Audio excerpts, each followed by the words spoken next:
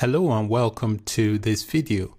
In this video, we are going to get a copy of the minimum basic template required to work with Bootstrap. We can get a copy of the template from the Bootstrap website. I've got the link displayed on the screen. This is the Bootstrap official website. So on the bottom here, there's a button that says Get Started. Click on that. And then on the right here, you've got this link to Starter Template. Click on that. And that will give you the Starter Template. So you can also create this template yourself or just copy. So I'm going to click on this copy. And then I will open up my text editor and paste that into my text editor. I have opened up my text editor. My text editor is called Atom. So I'm going to click on File. I'll click on New File, and then I'll right click and paste the template I copied across from Bootstrap. At the moment, I've not saved it as an HTML document. So to do that, I'll need to save this, give it a name, and add the .html extension. That is what is going to make it an HTML document. I want to create a directory on my desktop where I'm going to save the document to. So I'm just going to right click on my desktop and click New, and I'm going to call this folder bs-templates. So now I'm going to open up the document here, and I'm going to save this as an HTML document into the folder I have just created. So I'm going to click on the file option here, and there is a save as option. So I'm going to click on that, and now navigate to the folder I've just created on my desktop called bs-template, and I'm going to give the file a name.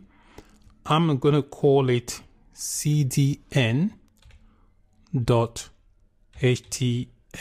The reason I'm calling it CDN is because it contains the CDN hosted version of Bootstrap. All right, but you can call it whatever name you like. It doesn't really matter. So I'll click Save, and that saves it as an HTML document. So this is the HTML file. I'm also going to make a copy of this document and then save it with another name. But this time I want to use the Bootstrap that I have already downloaded locally on my machine. I don't want to link to Bootstrap via the content delivery network.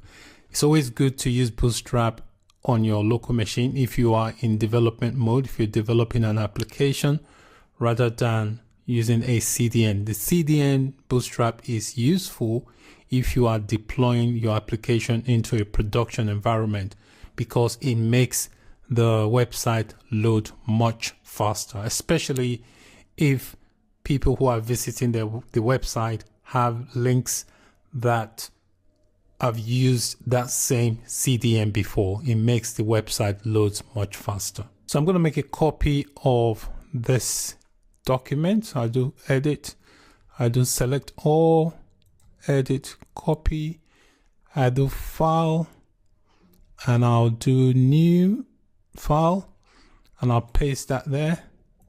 And I'm going to call this a different name, but also it's going to be an HTML document. I'll do save as, and I'm going to call this bs.html.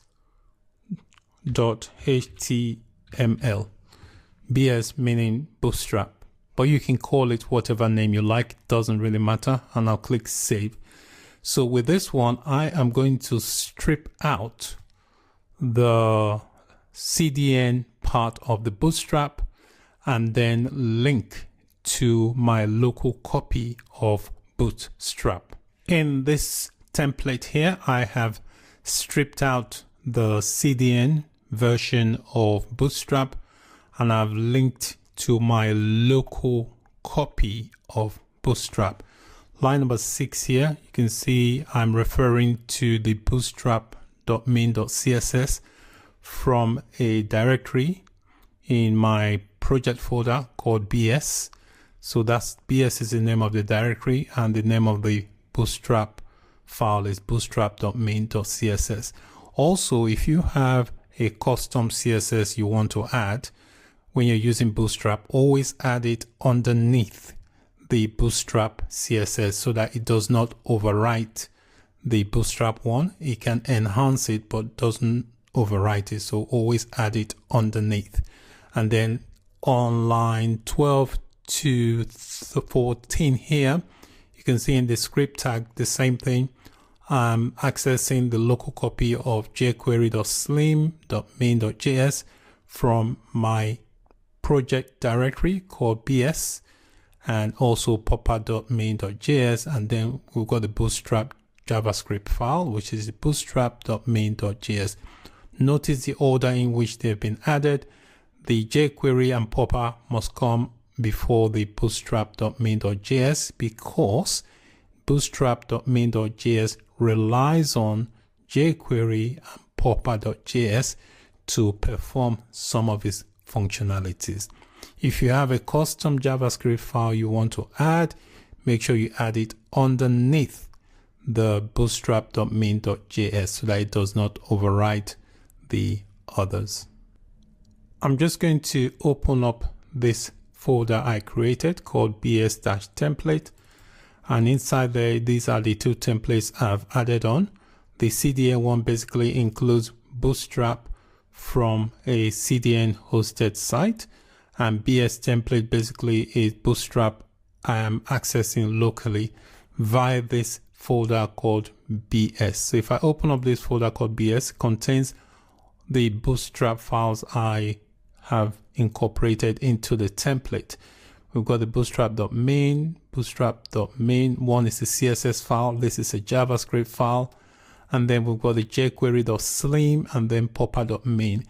One thing, I don't like to include the version numbers. It makes it easier if I want to update. So I'm going to rename this jQuery file and remove the version number. So I'm just going to get rid of the version so that it just says jQuery.slim.main.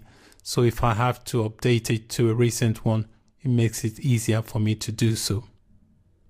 I made some slight modifications from the copy of the template from the Bootstrap starter template. So if I go to my cdn.html, the first modification here is that on the doc type, I changed it to uppercase.